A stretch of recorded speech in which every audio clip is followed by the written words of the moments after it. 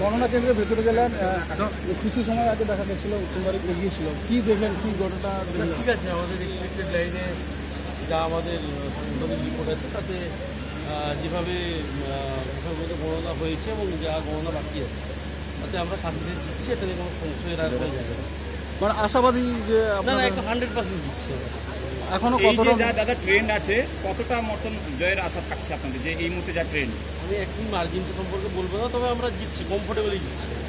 এখানে দেখা গেছিল যে প্রথম বা দ্বিতীয় রাউন্ডে এসে একটা ব্যাকফুটে এসেছিল, সেখানে দেখা যাচ্ছে না, আর কোনো ব্যাকফুটে আমরা ফ্রন্ট ফুটেই আছি এবং আমরা ভালোভাবেই জিতবো, কোনো সন্দেহের কোনো অবকাশ নেই 1%।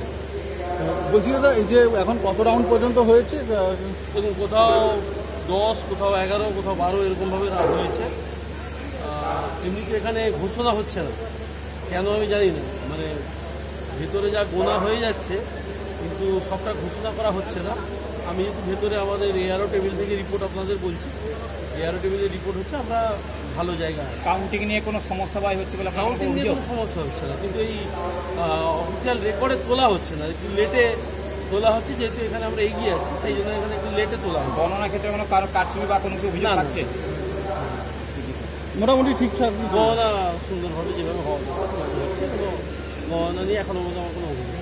আরেকটা প্রশ্ন, পশ্চিমবঙ্গে যে রায়টা যাচ্ছে সেটা কোনোটাকে একটু ব্যাকফুটে বলে মনে হচ্ছে? পশ্চিমবঙ্গে বর্তমান যে ট্রেন্ড যেটা দেখা, আমি টোটাল রাজ্যের ট্রেন্ডের ব্যাপারে বলতে পারবো না, তবে কাথিয়া তমলুক আমরা দিচ্ছি, এটুকু আমি নিশ্চিতভাবে বলতে পারি।